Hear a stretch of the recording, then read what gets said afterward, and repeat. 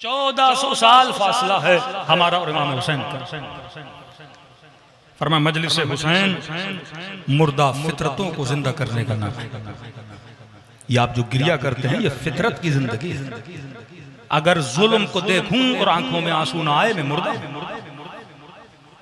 यहाँ तो कोई बंदा ड्रामा भी देखता है, कोई सेट सीन आ जाता है तो इंसान की आंखों से आंसू आते हैं। ये फितरत की जिंदा होने की निशानी है। और इमाम हुसैन इस महीने में मुर्दा फितरतों को जिंदा करते हैं। गफलत के पड़े गुबार को जो हमारे दिलों पे आ गया है, इमाम हुसैन अपने जिक्र से उसे जिंदा करते हैं। 1400 साल का फासला। अब सवाल यह है कि इमाम हुसैन तो अता पे अता कर रहे हैं, हमने उस मुकाबले में इमाम हुसैन को क्या देना है? मेरा वजीफा, मेरी रिस्पॉन्सिबिलिटी इमाम हुसैन के मुकाबले में क्या सिर्फ मजलिस में आना, बैठना और चले जाना? और वो सोसाइटी बोला जाए कि मौलाना ये शिया सोसाइटी है, क्या उस सोसाइटी में मुझे रंग हुसैन नजर आता है कि नहीं? रंग से मुराद कारा कपड़ा नहीं है, ये ब्लैक ड्रेस जो आपने पहना हुआ ये नहीं है। रंग से मुराद वो रंग के किरदार हुसैन, रंग से मुराद वो जज़्बाबियत, इतना शिया अट्रैक्टिव होना चाहिए कि हर बंदा आपकी तरफ खींचे। एक मुलाकात जनाब ज़ोहैर की है इमाम हुसैन से, उस मुलाकात में बदल गया। चंद घंटों की मुलाकात इमाम हुसैन की जनाब हुर से, उस मुलाकात में बदल गया। इनके घरों में अगर कोई गुलाम भी होता था तो या फिजा बन के निकलती थी कोई कनीज, या कंबर बन के बाहर भरते थे। आज सवाल यह है कि मैं इतना अट्रैक्टिव हूं, मेरे अंदर इतनी जज़्बाबियत और जाज़बियत बतौर कुल तो है। लोग तारीफ करते हैं, जो आपको नहीं मानते वो भी करते हैं, वो किरदार कुल्ली है। लेकिन जो किरदार इनफरादी है, इनफरादी तौर पर जब किरदार बनते हैं तो फिर सोसाइटी उस आला मकाम पे आ जाती है कि लोग उस सोसाइटी को फॉलो करना शुरू करते हैं। अहले बैत ने एक सोसाइटी बनाई, करबला एक छोटी सोसाइटी का नाम, जिस सोसाइटी से नस्लें इंस्पायर हुई कि इमाम खुमैनी फरमाते हैं कि अगर इस्लाम बाकी है तो मुहर्रम और सफर की वजह से। ये मुहर्रम और सफर क्या करता है? एक इस्लामी कल्चर को बयान करता है, इस्लामी सोच को बयान करता है कि एक तरफ हया के लुटेरे, एक तरफ गैरत के लुटेरे। क्या आज इस मुआशरे में अगर आप किसी खातून को टोक भी दें कि आप बेहया हो तो वावेला मच जाता है। वुमेन राइट्स की आवाजें, फेमिनिज्म बाहर आ जाती है। एक ऐसा मुआशरा कि एक इंसान सही है पर उसको सही होने पे टोका जाता है, उसको इस बात पे टोका जाए कि आपने हमें टोका क्यों। यही मामला इमाम हुसैन का था। फरमाया क्या मैंने हलाल खुदा को हराम किया? क्या मैंने हराम खुदा को हलाल किया? फिर क्यों कत्ल करने आया? जब मुआशरा अपनी हकीकत को खो दे। छठे इमाम के पास आए एक जवान का, मौला मैं इमाम हुसैन की ज़ियारत को जाना चाहता हूँ, मौला मुझे बताइए कि आदाब ज़ियारत, आदाब मुलाकात इमाम हुसैन क्या है? छोटी सी रिवायत लेकिन उसमें बड़ा पैगाम। इमाम ने फरमाया कि जब मेरे जद हुसैन की कब्र की ज़ियारत को जाओ और दूर से तुझे वो गुंबद या कब्र, वो सरजमीन नजर आए तो 7 मरतबा इस जिक्र को पढ़ो, सुभान अल्लाह वल्हम्दुलिल्लाह वला इलाहा इल्लल्लाह वल्लाहु अकबर। 7 मरतबा जिक्र को पढ़ो। अब सबसे बड़ा इल्जाम जो शियों पे लगता है कि ये कब्र परस्त हैं, ये खुदा को छोड़ के कब्र हुसैन की तरफ जा रहे हैं, ये अल्लाह से नहीं मांग रहे, जरिए हुसैन पे जाते हैं और वहां से मांगते हैं। इस पूरे फलसफे को मेरे छठे इमाम ने खत्म कर दिया। फरमाया जाओ ज़ियारत हुसैन के लिए, और जब निगाह जरिए हुसैन पे, गुंबद हुसैन पे, कब्र हुसैन पे, सरजमीन करबला पे पड़े तो फरमाया ये जिक्र करो, सुभान अल्लाह वल्हम्दुलिल्लाह वला इलाहा इल्लल्लाह वल्लाहु अकबर। ज़ियारत हुसैन की है लेकिन फरमाया वहां जाके जिक्र किसका करो? अल्लाह का करो,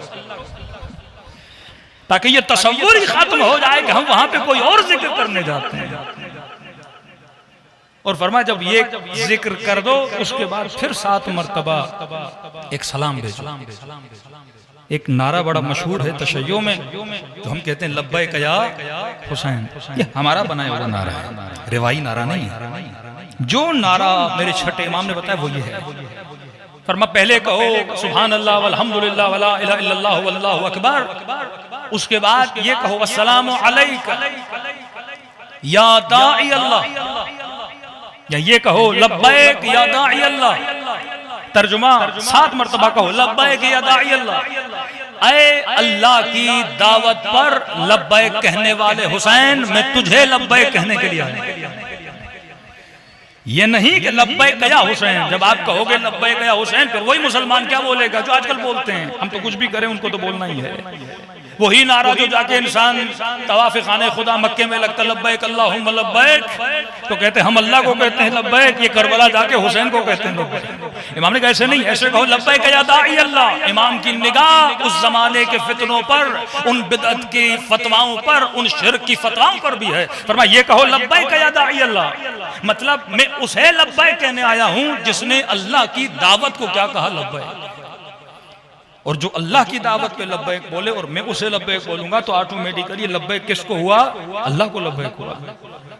और ये अहले बैत अंबिया के लिए था। अंबिया क्या थे, दाई अल्लाह थे, अल्लाह की दावत देने के लिए आए थे। मकसद इमाम हुसैन क्या था कि बंदों के दिलों में खुदा की मोहब्बत को पैदा करना, बंदों को अल्लाह के साथ रफीक बनाना, दोस्त बनाना, बंदे का हाथ उठा के अल्लाह के हाथ में थमाना।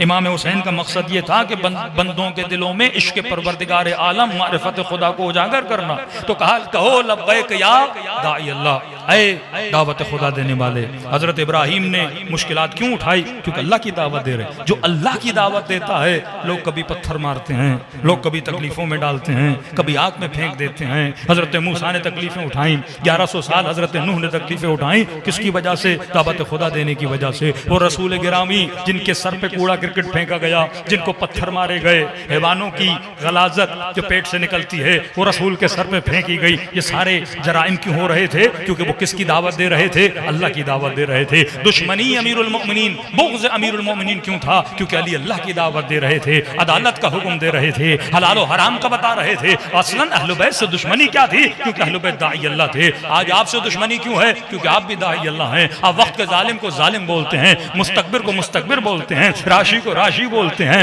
जो इंसान जुल्म करे उसके खिलाफ आवाज को बुलंद करते हैं तो दुनिया आपके मुकाबले में खड़ी हो जाती है। तो अहले बैत ने तकलीफें उठाई और इस कदर इस नारे पे अहले बैत और अंबिया खड़े थे, यानी सर कटाने के लिए तैयार थे, लेकिन अल्लाह की दावत में जर्रा बराबर भी लर्जिश को बर्दाश्त नहीं करते थे। कि वही रसूल गिरामी के कुफ्फारे मक्का आते हैं, अय मोहम्मद हम तुम्हारी बात को मानने के लिए तैयार हैं, लेकिन हमारी शर्त यह है कि 1 साल हम तेरे खुदा की इबादत करेंगे और 1 साल तू हमारे खुदाओं की इबादत कर। तो नबी ने फरमाया नहीं, कुल या अय्युहल काफिरून, हबीब कह दे कि मैं जिसकी इबादत करता हूं तुम उसकी इबादत। 2 मर्तबा कहा हरगिज़ ये मुमकिन नहीं है। फरमाया मोहम्मद ये पहाड़ जो देख रहे हो इसका बराबर सोना मांगो तो हम सोना देने के लिए तैयार हैं। अरब के किसी भी कबीले की किसी लड़की पे हाथ रखो हम देने के लिए तैयार हैं।